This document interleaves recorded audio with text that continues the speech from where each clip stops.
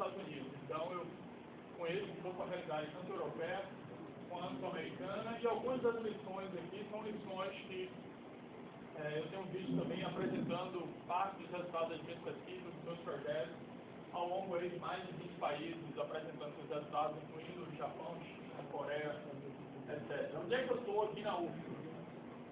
Eu coordeno com o professor Manuel Mendonça o Laboratório de Engenharia de Software.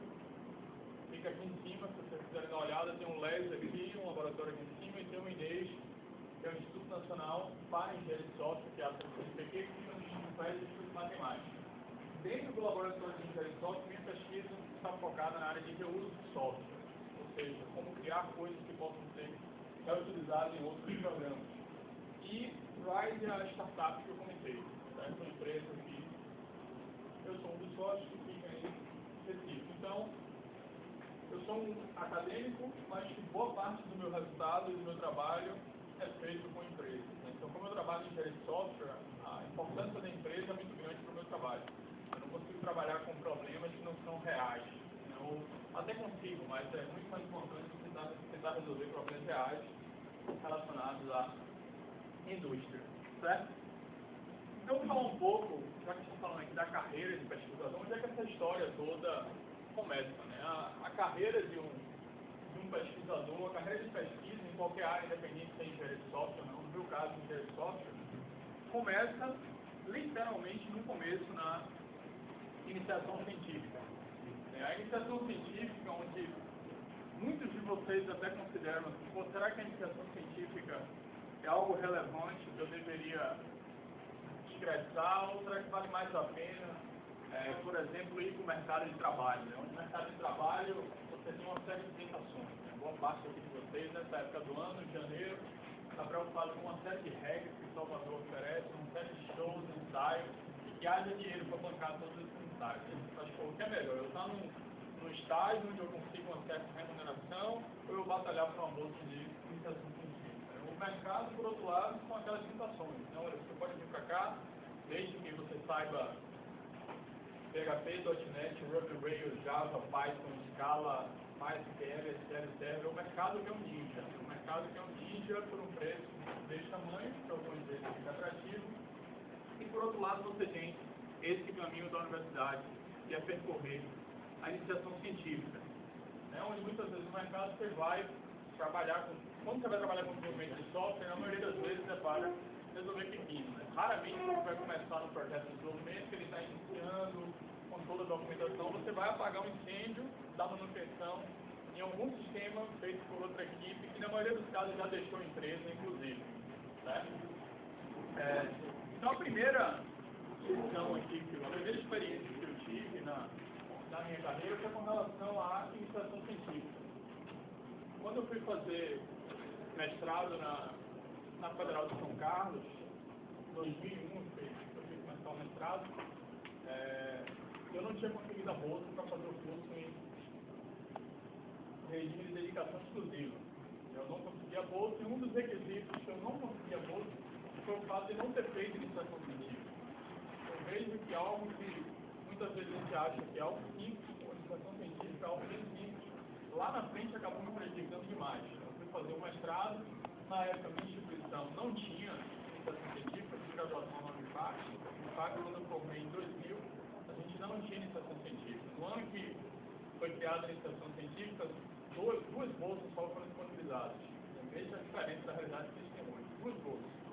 Uma dessas bolsas, quem pegou foi o professor Gustavo Bittencourt, que naquela época era meu colega de graduação, hoje é professor daqui da casa, da área de rede. Gustavo pegou uma das bolsas, porque a bolsa era atrelada ao orientador dele naquela época, Suragi tinha rede, tinha bolsas disponíveis, e a outra foi para um outro aluno que hoje é professor também da Federal, Fluminense do Rio de Janeiro. Então, o fato de não ter tido uma bolsa, ou não ter tido iniciação científica na graduação, me prejudicou e muito no mestrado. Eu submeti o meu projeto de financiamento para a FAPESP, que é a agência de fomento em São Paulo, e a FAPESP falou, olha, o candidato tem boas notas, o candidato apresentou um bom trabalho, tem um bom orientador, mas ele não teve iniciação científica na graduação.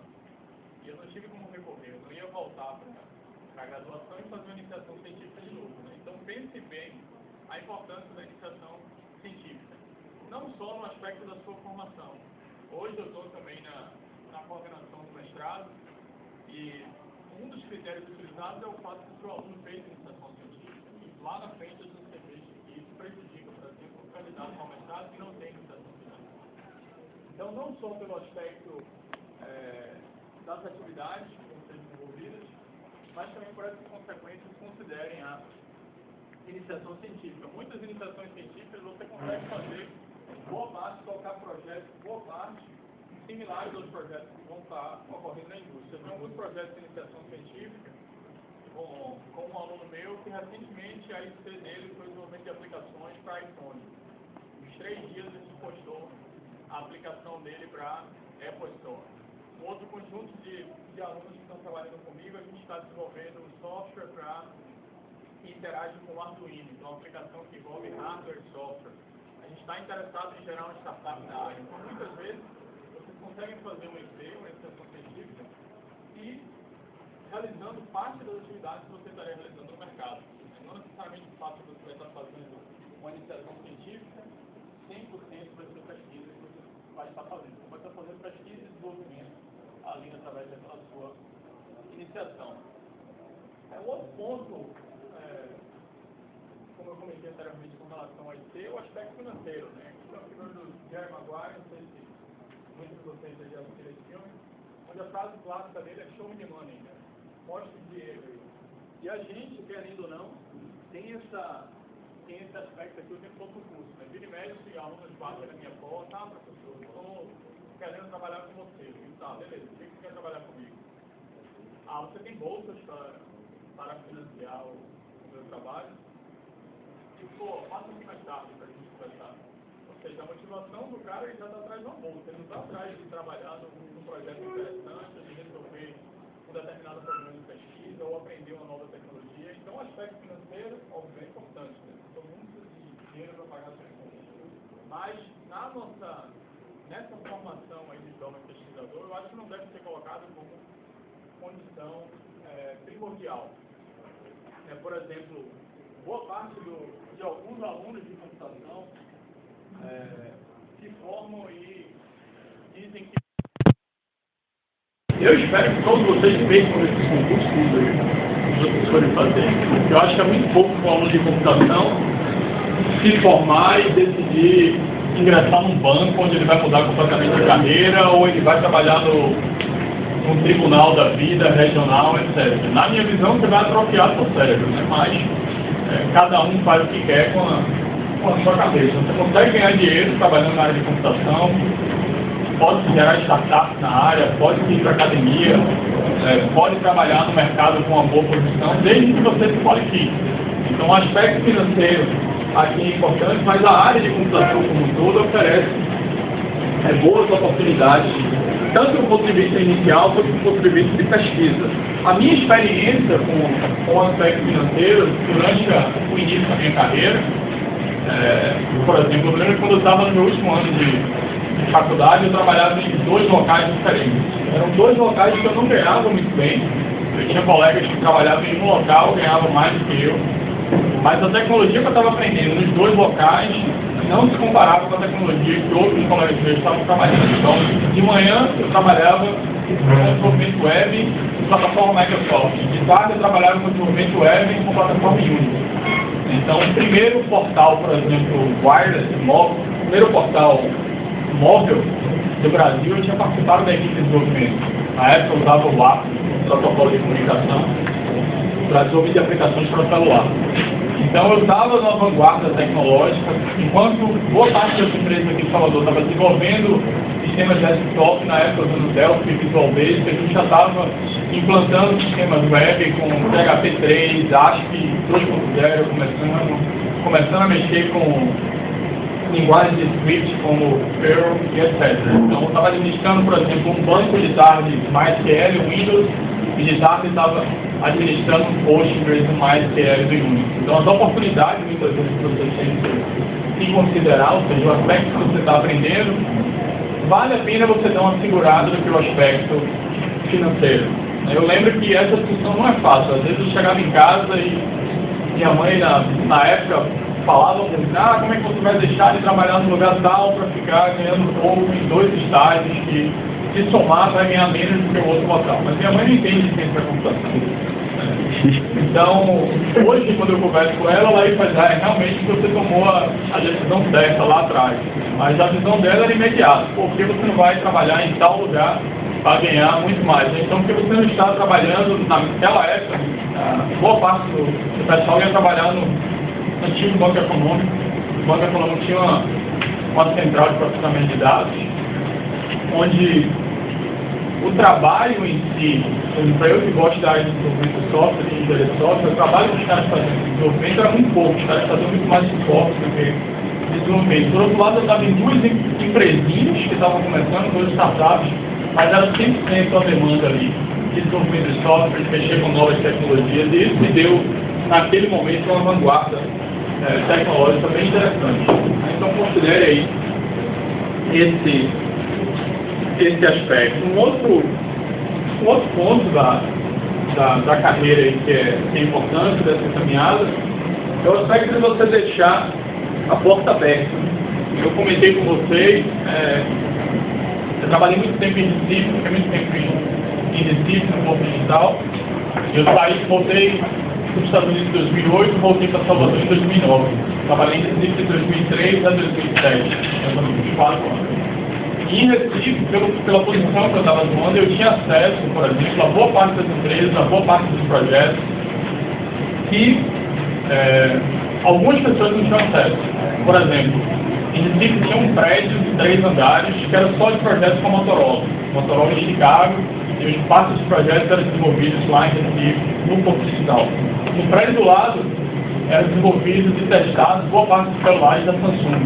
Então, eram 2 prédios, você não poderia entrar nesses 2 prédios se você trabalhasse com a Motorola, você não poderia entrar no prédio Samsung e vice-versa. Tinha uma série de acordos de confidencialidade. Mas boa parte do trabalho, dos resultados que eu tive lá, me permitiu que, mesmo vindo para Salvador, eu tivesse acesso ainda a uns projetos em Recife. Então, como eu falei anteriormente, boa parte das minhas pesquisas estão relacionadas a problemas de empresas. Então, eu conseguia ir no Porto Digital, me dá aí o seu problema hoje. Qual é o seu problema principal que você tem? Tá? Sei lá, o meu problema hoje é melhorar a produtividade dos meus desenvolvedores. Eu acho que boa parte da minha galera aqui passa 70% dele no Facebook e 30% escrevendo código ou trabalhando de fato.